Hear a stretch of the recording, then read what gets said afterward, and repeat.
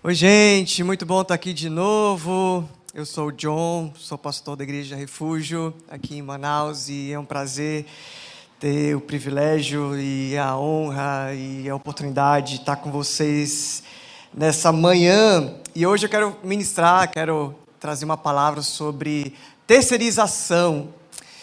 A gente está num mundo moderno, pós-moderno, né? Como diz os estudiosos, ou como diz o Bauman, na modernidade líquida, quando aquilo que a gente tem que fazer, a gente responsabiliza a outros, a gente terceiriza. E aí você que quer comer aquela comidinha que você já enjoou da sua esposa, já enjoou da sua, aí você vai, liga e pede algo para comer e entregam na sua casa, ali na comodidade do seu trabalho.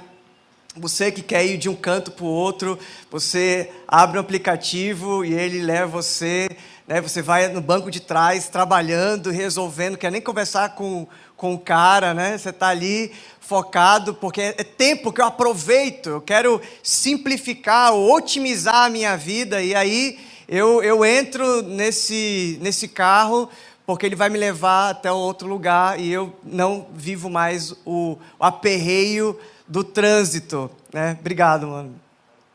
E a gente vai terceirizando, e isso vai ficando até mais grave, vai terceirizando, inclusive, a criação dos nossos filhos. Você coloca lá numa escola e pergunta, quanto é que é para ele ficar o dia todo aqui? Aí você chega lá na natação, como aconteceu comigo, levei a Alice, minha filha, disse, ó, tá aqui, quanto é que é para ficar aí 1 hora nessa natação aí? Aí ela disse o preço lá, então tá bom, valeu. Eu disse, não, mas o senhor entra com ela. Eu disse, não, mas quanto é que é para ter uma pessoa carregando essa menina aí? E a gente está sempre querendo otimizar a nossa vida. E o problema não é a terceirização, os serviços disponíveis. Isso já dizia alguém que o mundo é dos preguiçosos, né? A gente está se organizando de uma maneira que a gente não tenha tantas coisas para fazer e a gente vai... você não sabe fazer uma tarefa, pede para alguém fazer. Eu lembro quando a gente estava... no iniciozinho com a Alice, a gente não sabia fazer papinha, e lá em São Paulo, quando a gente estava lá ainda, tinha uma franquia, tinha uma empresa que fazia papinha de criança. Mas pense numa papinha gostosa, até eu comia papinha quando sobrava, era muito bom. O problema, gente, é quando a gente passa a terceirizar as nossas responsabilidades. Aquilo que é nosso papel, por exemplo, na escola. A gente entende que a escola é que tem que educar, e não eu. Esse é o problema. Eu começo a acreditar que a escola tem que ensinar bons modos, convivência, ela vai dar afeto, ela vai fazer todo o meu papel. Esse é o problema da terceirização.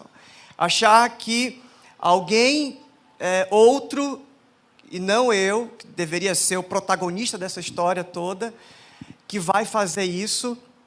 E eu pago, e eu tento achar formas, porque é melhor, pensa comigo de um viés mais psicológico, é melhor eu dizer, no final das contas, que eu não tenho tempo, é melhor eu sair com essa, eu não tenho tempo, do que dizer, eu não dou conta, eu não me sinto capaz, eu não estou disponível, eu não estou com a cabeça para minha filha ou para minha esposa, eu não quero trabalhar a relação, eu não quero investir, porque a gente está numa fase, uma era, que a convivência para a gente desgasta, e a gente quer o virtual porque é mais simples, é ao toque dos dedos.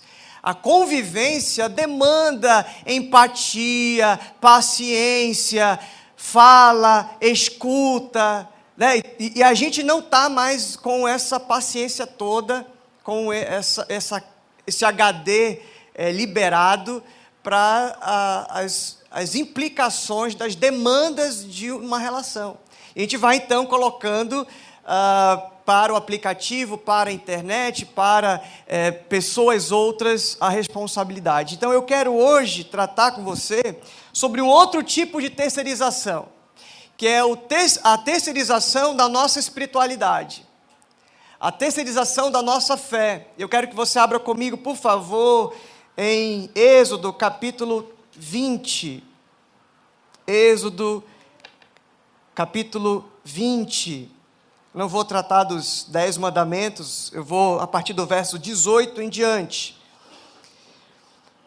Êxodo 20, 18. Vendo-se o povo diante dos trovões e dos relâmpagos e do som da trombeta e do monte fumegando, todos tremeram assustados. Ficaram à distância e disseram a Moisés: fala tu mesmo conosco e ouviremos, mas que Deus não fale conosco para que não morramos. Moisés disse ao povo: não tenham medo, Deus veio prová-los para que o temor de Deus esteja em vocês, para que Deus esteja em vocês e os livre de pecar.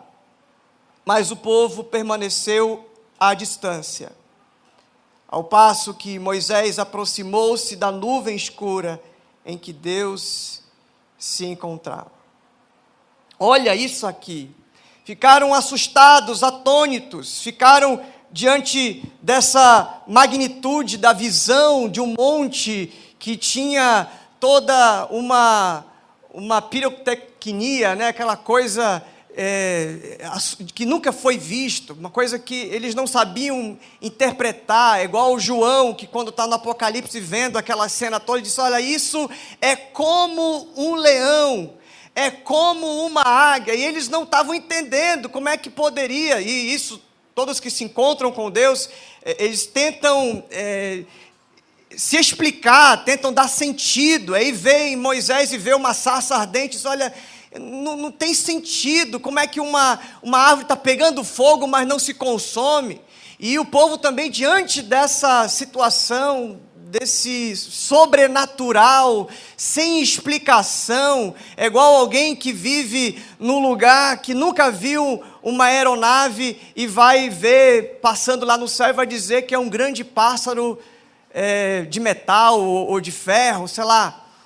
Aquilo que eles estavam vendo não estava entrando, estava batendo na cabeça deles o tico e teco. Não estavam entendendo o que isso pode, como é que isso pode ser possível. Estavam em parafuso, estavam atônicos. A Bíblia fala que estavam com medo. E o Moisés fala: olha, não tenham medo. A ideia de Deus é que Ele abrace vocês nesse monte. A ideia de Deus é que Ele entre, que Ele possua vocês e que esse terror todo se transforme em obediência, em amor, em relacionamento. Você vai olhar e o desconhecido te promove medo. Isso em qualquer lugar, em qualquer circunstância. O desconhecido promove medo. Então, supere o medo. Vá para além do medo.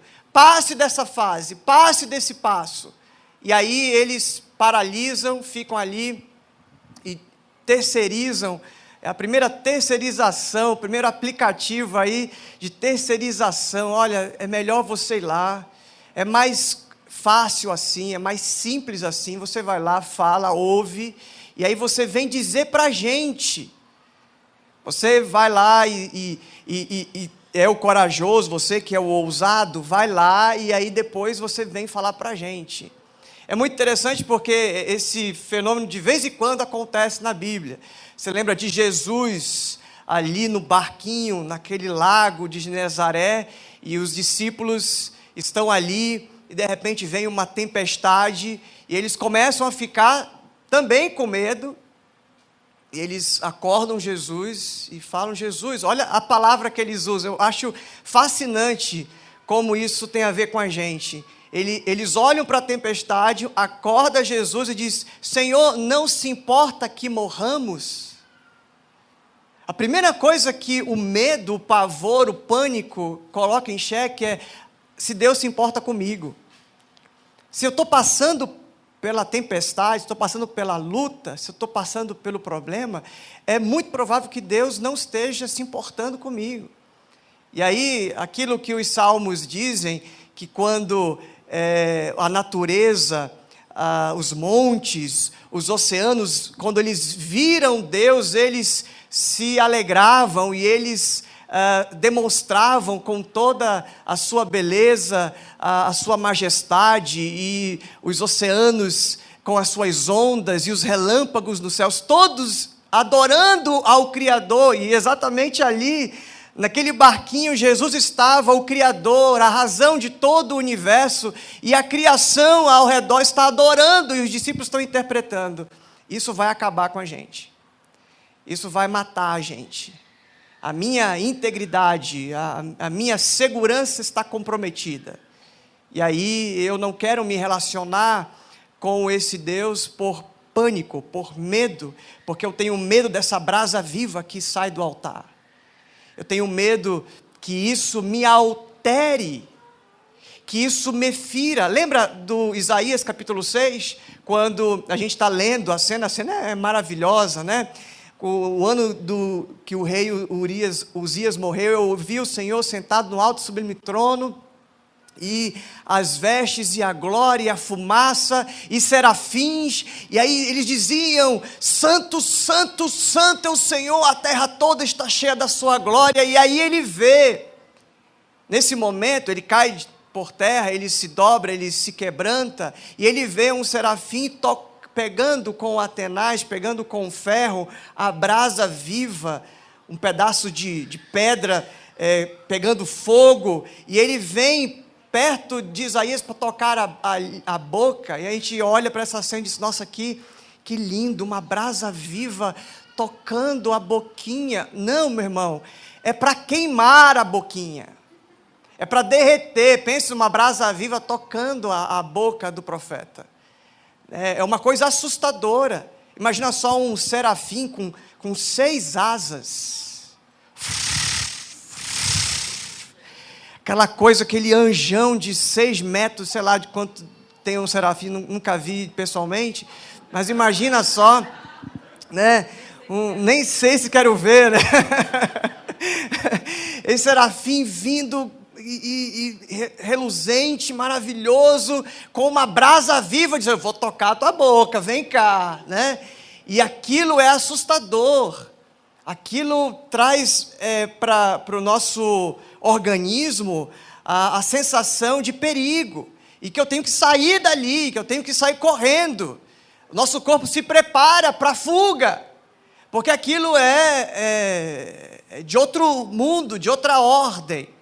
E assim acontece com esse povo aqui no deserto. Eles já tinham visto Deus fazer coisas incríveis, mas o problema é que eles conheciam Deus. Conhecer a Deus é diferente de se relacionar com Deus. Anote isso. Conhecer a Deus é diferente de se relacionar com Deus. E é por isso que nós terceirizamos a nossa espiritualidade. Por isso que nós esperamos que alguém conheça a Deus por nós e nos fale sobre Deus. Por isso que eu espero que alguém ore por mim. É por isso que eu venho num encontro como esse, num ambiente como esse, e pago para assistir um espetáculo. A nossa sociedade de espetáculo vive isso quase que entranhado na espiritualidade também. A gente vem e assiste, aplaude, e no final dá uma nota. Ah, foi bom. Não mexeu comigo. Não me emocionou. É como se você estivesse, de fato, assistindo um teatro, assistindo uma apresentação. E aí, no final das contas, você sai daquele ambiente achando que já sentiu Deus, ou que fez o seu ritual. A gente tem falado tanto, eu sei que aqui na CV quanto lá na Refúgio, sobre essa religiosidade. A gente olha para Deus e cria o nosso Deus, cria a nossa relação com Ele mediada por pessoas e rituais. E acredita que aquilo que a gente fez no concreto, no ritual, é Deus, é o Pai. Quando Jesus disse que o Pai é Espírito. E O importante é que nós o adoremos e nos relacionemos com Ele em espírito. Preste atenção nisso aqui. Isso que você está vendo aqui, meu irmão, tudo isso que você está conseguindo perceber pelos seus olhos e pelos seus ouvidos, seus sentidos, é fumaça. Não acredite naquilo que os teus olhos veem. Não acredite na música que você canta. Porque Deus não vê você cantando, Ele não vê você levantando as mãos, Ele vê o teu coração. Porque o que você está vendo, o que você está vivendo, é fumaça. É claro que é importante adorar e exultar. A Bíblia mesmo fala lá em Lucas capítulo 10 que Jesus exultava no Espírito.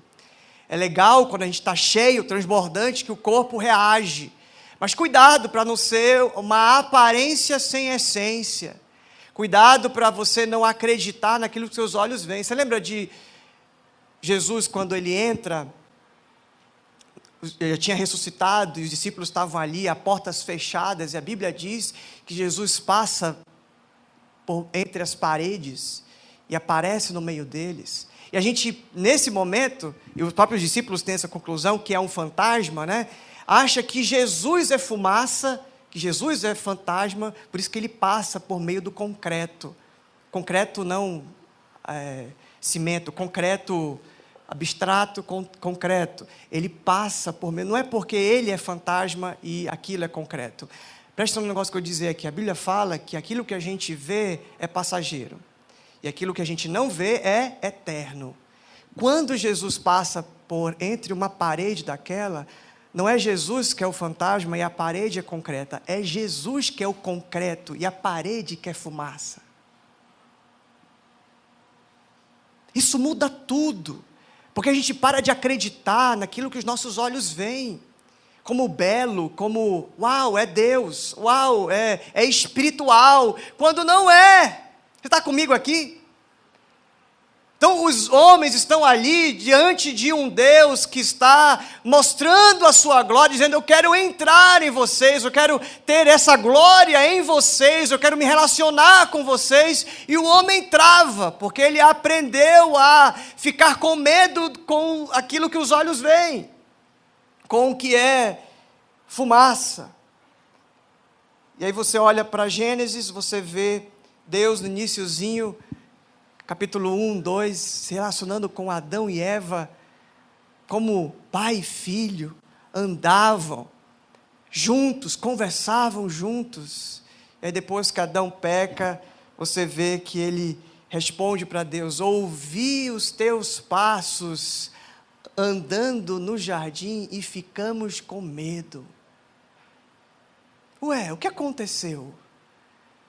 Antes havia comunhão, intimidade, relacionamento, amor, ternura, não tinha vergonha, não tinha medo. Então o que mudou não foi Deus, fui eu. Eu passo a ficar medroso, porque eu tenho medo que a santidade de Deus me torne santo. A santidade de Deus toque os meus lábios. Que aquela glória que eu vejo no monte seja uma realidade em mim, aquilo que existe em mim se perca. Eu fico com medo de me perder, de perder a minha vaidade, o meu orgulho, o meu ego, e eu prefiro então que outro vá lá e acesse Deus e venha me dizer. Aí já é um telefone sem fio, né? Ele vai lá, ouve Deus, chega para cá já dizendo uma outra coisa e é menos. Deus fala uma coisa dura e aí o profeta, o homem de Deus lá, chega aqui e diz assim: olha, Deus falou, mas ele disse que está tudo bem, você pode continuar do jeito que você está. E aí a gente tem aí hoje esses absurdos da graça barata, quando se relacionar com Deus não me fere mais, se relacionar com Deus não me constrange mais, se relacionar com Deus não me afeta, não dói, não faz como os profetas que se encontravam com Deus diziam: Ai de mim! Que rasgavam as suas vestes e os seus corações, dizendo: eu vi o Senhor. A gente prefere então terceirizar. A gente prefere olhar para homens. E aí a história conta que esse Deus vai perdendo a sua pessoalidade, não por causa dele, mas por causa do homem. O homem já não fala mais o nome de Deus em vão, começa a entender que tomar o nome de Deus em vão é dizer o nome dele, Yohevarê no hebraico. E ele para de dizer o nome de Deus, porque ele diz que Deus, eu vi quanto Deus é fogo consumidor, eu vi quanto Deus é sério, eu vi quanto Deus é um monte fumegante. Então eu passo a criar uma história a partir das minhas percepções de medo. E aí eu não falo mais o nome de Deus, eu começo a achar o nome dele tão sagrado, que eu não falo mais o nome dele. Quando me refiro a ele, eu digo: o Deus dos nossos antepassados, o Deus de Abraão, de Isaque, de Jacó. Não é mais o meu Deus, o Deus que está em mim, que caminha ao meu lado, que fala, que me orienta, que me muda. A espiritualidade, então, vai ficando com esse véu. Olha só o capítulo 34 de Êxodo. Êxodo 34. É só passar algumas folhas. Eu não ouço barulho de Bíblia aqui nessa igreja. Tem Bíblia aí, assim, essa coisa antiga, jurássica. Quem está com a Bíblia, levanta a Bíblia bem alto aí. Olha aí, 2 pessoas. Zoeira. Vai lá. Abra sua Bíblia, acessa a sua Bíblia, não tem problema. A gente brinca dizendo que essa Bíblia aqui é a espada e a do celular é o canivete. Mas vamos lá, funciona. Êxodo capítulo 34, vê comigo aí, verso 30 a 35. Quando Arão e todos os israelitas viram Moisés com o rosto resplandecente, tiveram medo de aproximar-se dele.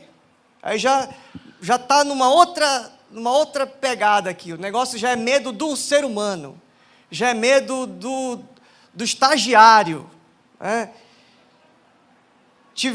Tiveram medo de se aproximar dele. Verso 31. Ele, porém, o chamou e disse a Arão e aos líderes da comunidade que atendessem. Moisés falou com eles.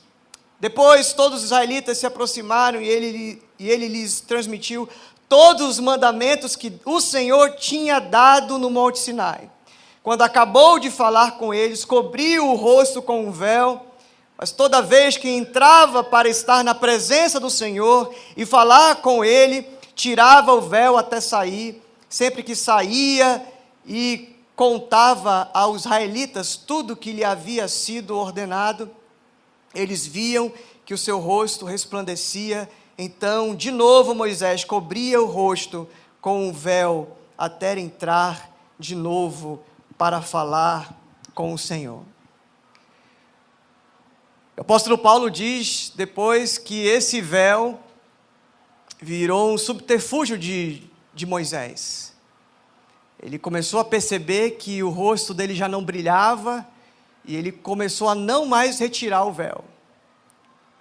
Esse barato é uma coisa, é um processo generalizado de auto-engano. Vocês acreditam no Moisés? O Moisés começa a acreditar naquilo que o povo acredita que ele é. E ele começa a não remover mais o véu, porque o véu me dá autoridade. E quando eu falo, eles entendem que é Deus falando. E aí só muda os apetrechos e a parafernália. Hoje o véu continua existindo. Quando Jesus morre e fala, está consumado, a primeira coisa que acontece é o véu do templo ser rasgado de cima a baixo, dizendo, olha, agora já não há mais separação. Agora o Pai vazou. Lembra daquela glória que vocês não queriam que entrasse em você? Agora o véu rasgou, agora não tem jeito. Quem crer em Jesus será morada do Espírito Santo de Deus. Mas infelizmente ainda hoje tem gente lá costurando o véu, colocando o véu na cabeça do Moisés, colocando o véu e dizendo, fale você com Deus. E aí aquilo que ele falar, faz uma síntese, com 150 caracteres. E aí você me diz aí, faz um resumão aí. É ou não é, meus irmãos? Passa a semana toda sem pegar na palavra, sem dobrar o joelho, sem levantar a mão, sem chupar os beiços. Aí quando chega aqui, vira um ser espiritual, só falta levitar, levita, né? Os levitas aqui, só faltam levitar. E a minha palavra, inclusive, é mais dura e mais radical para quem está à frente mesmo. Porque se não existe, atenção para mim, quem toca, quem canta aqui na CV, quem está, de fato, ministrando louvor. Se não tem adoração no secreto, a adoração pública não vale de nada. Se não tem adoração no secreto, se não tem vida no secreto, Jesus falou isso. Mateus 6,6, entra no teu quarto, ora, que o teu pai que te vê, não é o teu pai que te ouve. Deus, ele não te ouve, desculpa te dizer isso agora, mas Deus não te ouve, ele não acredita na tua lábia, tu engana a tua esposa, tu engana o teu marido, mas para Deus não, ele não te ouve. A Bíblia diz que antes que o pensamento chegue à nossa boca, ele já sabe. Então uma coisa escandalosa que eu vou dizer aí, Deus não ouve as tuas orações. Um alertazinho de heresia, né? Heresia. Porque a Bíblia diz que ele ouve o teu interior, ele sabe como você é, ele sonda você, ele te examina, ele te conhece, inclusive melhor do que você mesmo. Então quando a palavra de Deus está dizendo para a gente que Deus é uma realidade, ele é um espírito e ele quer que os verdadeiros adoradores o adorem em espírito e em verdade, está dizendo desse secreto, está dizendo dessa verdade, do que de fato acontece nos quartos escuros do teu ser. Não acredite naquilo que você coloca para fora, nas tuas exterioridades. Tanto é que em Mateus capítulo 6, Jesus vai falar o texto anterior, o tempo todo falando, quando você for ofertar, for dar uma esmola a alguém, faça no secreto, que a tua mão direita não saiba o que a tua esquerda fez, e vice-versa. Quando você for jejuar, vai lavar essa cara imoral. Para de, estou jejuando, tem 3 dias, aquela cara de sofrimento, de piedade. Aí vem a palavra de Deus e diz assim, é isso que você chama de piedade, a Bíblia chama de trapo de imundície, aquele absorvente sujo da mulher, literalmente isso. E aí a gente se acostuma a andar, né, estereotipia, mostrando para as pessoas, porque se eu convencer a plateia, eu estou feliz. Se o pessoal acreditar que eu sou cristão, que eu sou de Jesus, aleluia, então eu estou bem. Importante é que aqui esteja tudo certo.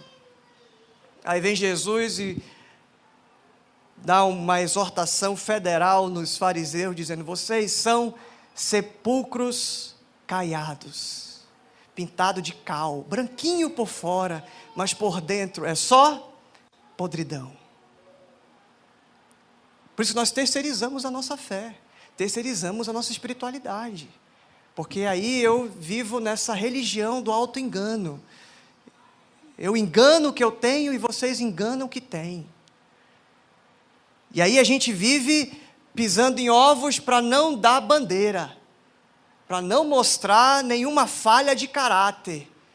E aí todo mundo começa a colecionar as suas máscaras começa a ser hipócrita e vai só evoluindo o negócio.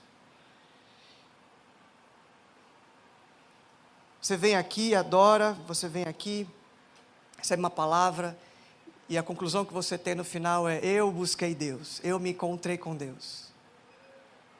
Fumaça. Se você não tem vida no secreto, ouça o que eu vou dizer, a coisa mais importante que eu vou dizer hoje aqui, talvez a coisa mais importante que eu possa dizer na minha vida toda, a coisa mais importante é o secreto. O secreto. Entra no teu quarto. Entra no teu quarto não é para você literalmente ir para um quarto de 4 paredes. Entra nesse teu secreto, entra nessa tua interioridade, visita essas áreas secretas, esses quartos escuros, essas áreas cinzentas do teu ser, e ali, o teu Pai que te vê no secreto, investe nisso, passa tempo. Jesus, quando os discípulos chegaram falando: olha, Senhor, não deu certo, o homem lá chega: olha, os teus discípulos não tiveram autoridade para expulsar demônio. Jesus fica bravo, Jesus esbraveja com os discípulos, chama de geração incrédula. E aí depois que tira o demônio, tira o capiroto, e Jesus chega para os discípulos, e os discípulos com o rabo entre as pernas, assim: não, né, Jesus, foi mal, né? A gente tentou lá o abracadabra, tentou as palavras, sai, e qual é o teu nome, aquela coisa toda da performance gospel, mas não saiu. O que houve? Jesus falou exatamente em Mateus 6,6. Com jejum e oração, se não tem vida no secreto, se não tem vida com Deus, você não consegue viver a realidade espiritual. Você não tem discernimento, você não tem nada, você não flui, você não age no espiritual. Você não existe. É por isso que a Bíblia diz: eu nem conheço vocês. Naquele dia, muitos me dirão: Senhor, Senhor, em teu nome não fizemos. Tudo sinal da exterioridade. Não fizemos isso e aquilo outro, são os dons, né? Muita gente acha que quem tem dom, então está pregando, tem dom. Então tem dom, tem o Espírito. Não, a Bíblia diz que a evidência do Espírito não é o dom, é o fruto. Vai conviver comigo para você ver. Porque pode ter o dom, pode ser eloquente, pode ser uma pessoa no público, mas vai no privado, vai na convivência. Vai ver como é que paga as contas, como é que se relaciona com a sua esposa, como é que trata as pessoas. E a gente pensando que vai ter esses alívios dessa carga, dessas responsabilidades que são nossas. A pessoa que tem que entrar no secreto, no Santo dos Santos, e falar com Deus, acessar a Deus, não é o seu pastor, não é a sua esposa, não é o seu marido, não é ninguém além de você. É você que tem que pagar o preço da oração. Mas está todo mundo orando por mim, não importa. O importante é que o Pai de todos nós, o Pai do Senhor Jesus Cristo está querendo, é gente que se encontre em espírito e em verdade. Jesus está falando com a mulher samaritana lá em João capítulo 6, João capítulo 4, melhor dizendo. E aí ele fala essas coisas, logo na sequência, quando ele se revela sendo alguém espiritual, ela fala: vejo que és profeta. Então me diz aí, como é que é? Olha aí como o mecanismo religioso funciona. Descobriu que alguém tem uma áurea, descobriu que alguém tem um quê a mais com Deus, logo já faz pergunta, logo já faz uma sabatina. Vejo que és profeta, então, reverência. Me diz aí, já que você é profeta, me ensina, me fala a respeito de Deus, porque eu mesmo, Deus vai falar comigo, Deus vai se importar comigo, Deus vai responder as minhas orações. Ô pastor, ora aí que a sua oração é poderosa. Então, olha, quando eu oro com aquela irmã ali, rapaz, é impressionante. Quando eu oro com aquela irmã, o negócio acontece. Eu orei pela minha sogra, Deus levou a minha sogra. Olha como essa irmã é poderosa. É você ficar acreditando nos Moisés e no véu deles. Por isso que o Jó fala, antes eu te conhecia de ouvir falar. Gente, tem muito acesso. Em época de depressão, em época de problemas familiares, o que tem de gente acessando o YouTube para falar, para ouvir, para receber uma palavra. Hoje as pessoas querem receber uma palavra. E aí, acessa lá e, poxa, legal, gostei. É bem ao paladar mesmo, gostei. Se o pastor bate, e o pastor faz desafio, e o pastor toca nas suas feridas, quem tinha que vir não veio, né? Poxa. Sempre é a terceirização, é sempre o outro. Eu quero ler alguns textos para encerrar com você aqui. Eu quero ler Isaías 30.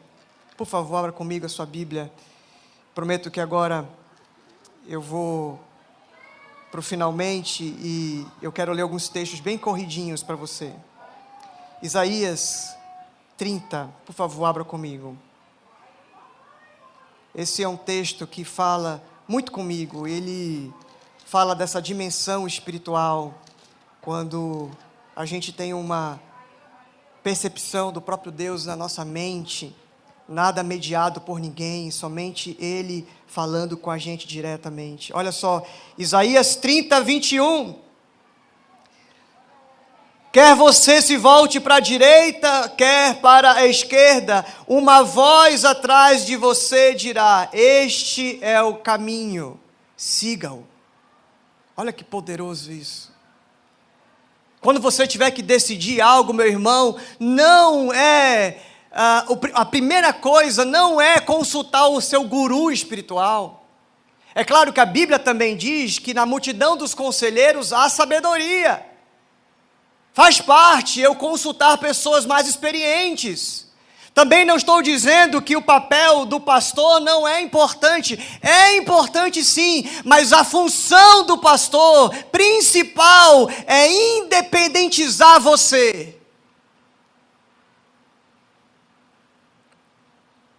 É que você tenha autonomia, que você goste tanto do que ele está vivendo com Deus, que isso te dê vontade de querer viver também com Deus.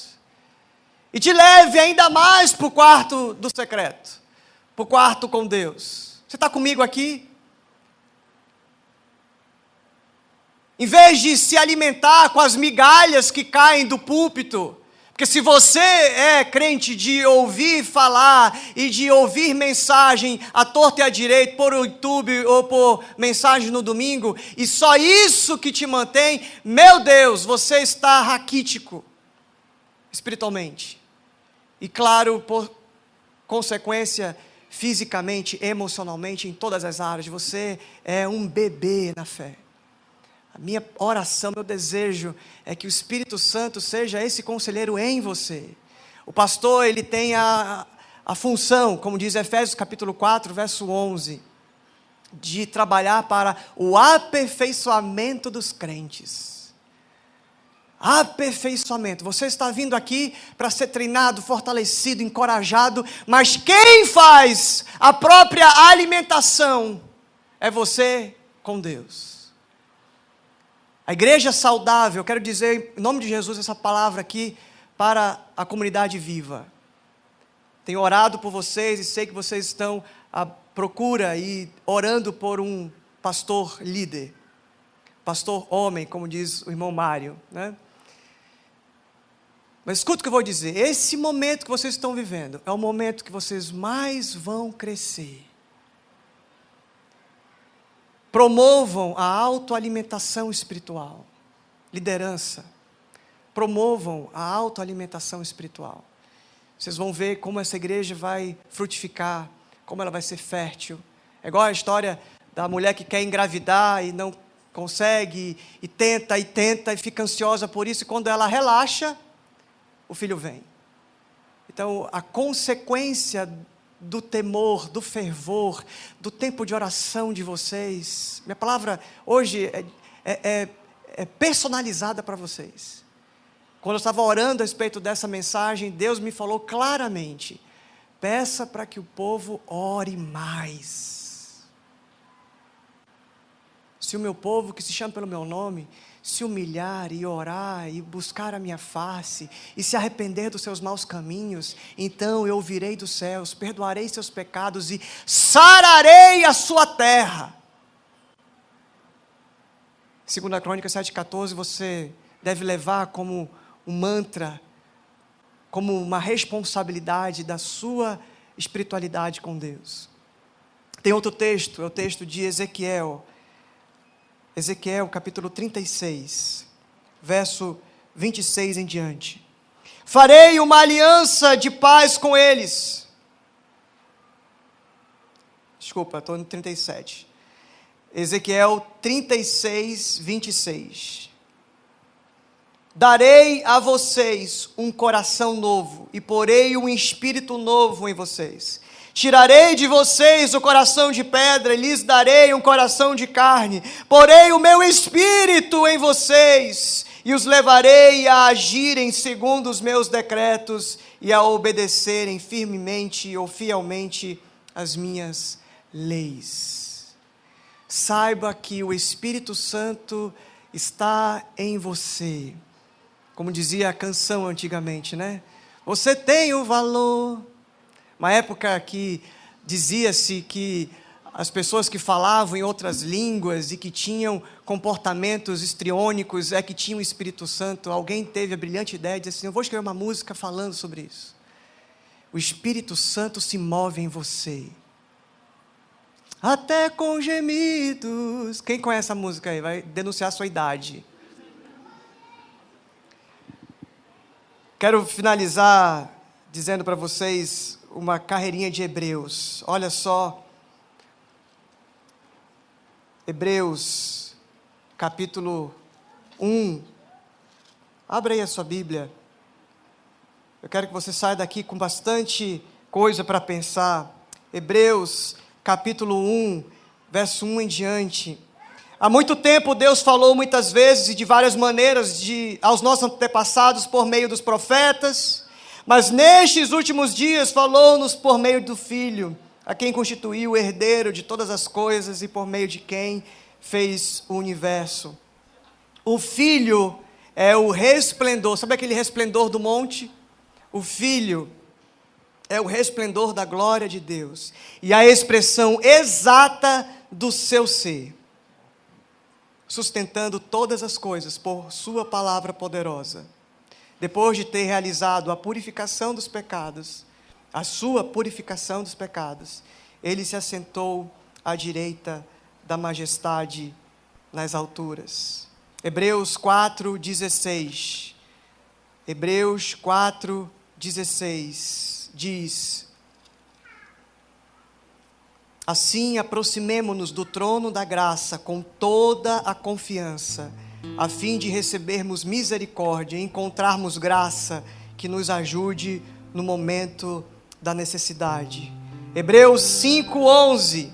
Quanto a isso temos muito o que dizer, coisas difíceis de explicar, porque vocês se tornaram lentos para aprender. Embora a esta altura já devessem ser mestres, vocês precisam de alguém que lhes ensine novamente os princípios elementares da palavra de Deus. Estão precisando de leitinho e não de alimento sólido. Quem se alimenta de leite ainda é criança e não tem experiência no ensino da justiça. Mas o alimento sólido é para os adultos, os quais, pelo exercício constante, tornam-se aptos para discernir tanto o bem quanto o mal. Hebreus 6:17, querendo mostrar de alguma forma, da forma bem clara, a natureza imutável do seu propósito como para com os herdeiros da promessa, Deus o confiou com juramento, para que por meio de duas coisas imutáveis nas quais é impossível que Deus minta, sejamos firmemente encorajados, nós que já refugiamos nele para tomar posse da esperança a nós proposta. Temos essa esperança como âncora da alma firme e segura, a qual adentra o santuário interior por trás do véu, onde Jesus, que nos precedeu, entrou em nosso lugar, tornando-se sumo sacerdote para sempre, segundo a ordem sacerdotal de Melquisedeque. E por fim, Hebreus 10:19. Portanto, irmãos, temos plena confiança para entrar no Santo dos Santos pelo sangue de Jesus, por meio do novo e vivo caminho que Ele nos abriu, por meio do véu, isto é, do seu corpo. Temos, pois, um grande sacerdote sobre a casa de Deus. Sendo assim, aproximemo-nos de Deus com um coração sincero e com plena convicção de fé, tendo os corações aspergidos para nos purificar de uma consciência culpada e tendo os nossos corpos lavados com água pura. O texto vai continuar. A minha oração por mim e por você é que você pare de terceirizar e esperar aquilo que as pessoas fazem em nome de Deus, para que então você se alimente. Você é responsável pela sua própria alimentação espiritual. Esse é um princípio da autorresponsabilidade. A vida que você tem, o único responsável é você mesmo. Pare de ficar choramingando. Não temos. Não ouvi, não recebi. Está na hora de amadurecer. Por mais que você seja novo na fé, não se acostume nesse lugar. Deus vai usar pessoas para ministrar sobre a tua vida, para te fortalecer, te encorajar. Como diz o próprio Hebreus, no capítulo 10, ele fala: não deixem de congregar, como é de costume de alguns. Então estar aqui é importante para a tua musculatura espiritual, mas não faça daqui a única fonte de inspiração, porque senão você vai ser menino na fé. Que você seja tão responsável pela tua alimentação, como você come durante a semana toda, café, almoço, janta e lanches. Coma também, se alimente. Jesus fala: eu sou o pão da vida. Todo aquele que comer de mim nunca mais terá fome outra vez. Eu sou a água viva. Quem beber de mim nunca mais terá sede outra vez. Se alimente de Jesus. Ele abriu o novo e vivo caminho. O Salmo 24 é um salmo lindo. Ele fala: quem entrará pelos portais eternos? Quem que pode colocar a mão na maçaneta do céu, da eternidade, e dizer com autoridade que pode entrar? O próprio salmista diz: Ele é o Senhor forte e poderoso, Ele é o Rei da glória. Saiba que Jesus colocou a mão na maçaneta do céu para que esse vivo e novo caminho fosse aberto para mim e para você entrar e ter comunhão com Deus. Foi pago um preço muito alto. Não desperdice, não terceirize, não espere por alguém, não fique aí numa situação de passividade espiritual, acreditando que alguém tem a função de educar você ou educar os seus filhos. Escute o que eu vou dizer. A pessoa mais apropriada para ensinar para minha filha sobre Deus sou eu, e eu não vou dar esse privilégio para ninguém. Eu quero crer que também é a tua responsabilidade a partir de agora. Se não era, vai se tornar, de ser inspiração. É por isso que a gente se profissionalizou em fazer culto.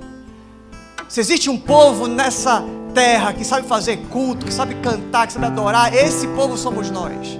Mas infelizmente a nossa profissionalização, a nossa expertise em fazer culto não está no mesmo nível de nos alimentar no secreto.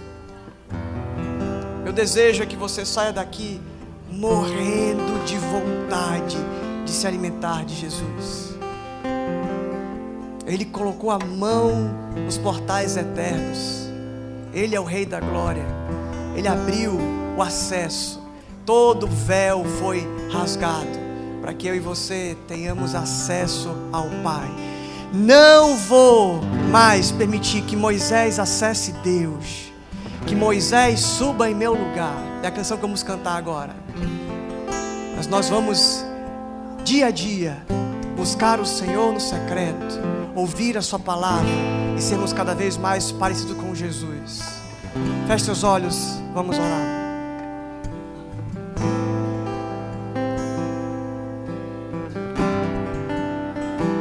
Paizinho, nós nos humilhamos diante da Tua palavra e temos ela em todos os momentos. O Senhor se revela de várias maneiras. O Senhor sim usa pessoas, mas em nome de Jesus, Pai, nós pedimos que nós não sejamos dependentes, mas que pelo contrário nós tenhamos cada vez mais acesso e contato e intimidade com o Senhor. Que a nossa relação não seja mediada por homens. Que aquilo que eu sinto de Deus é apenas um frio na barriga, é uma emoção no domingo. Mas que aquilo que Jó dizia seja também, a partir de agora, a nossa oração. Antes eu conhecia a Deus de ouvir falar, agora os meus olhos te veem. Incomoda com o teu espírito, esse espírito que fala pra gente se é direita, se é esquerda, qual é o caminho. Que o teu espírito nos promova, nos faça cada vez mais aperfeiçoados, nos faça cada vez mais sedentos. Como a corça que anseia pelas águas, assim a nossa alma anseia pelo Deus da nossa salvação. Que não sejamos como camelos autossuficientes no deserto, que recebe um gole de água no domingo e passa os outros dias da semana sem sequer ter contato, sem orar, sem jejuar, sem adorar, sem levantar as suas mãos em adoração e exultação no secreto. Que em nome de Jesus essa palavra seja ecoada e haja transformação de mente, haja transformação de relacionamentos. Que nós sejamos os pais, que os nossos filhos vejam em nós os amigos e amigas de Deus. Porque a intimidade do Senhor é para os que o buscam. Faça isso acontecer, essa realidade ser a realidade dos meus irmãos aqui, Senhor. Eu oro em nome de Jesus.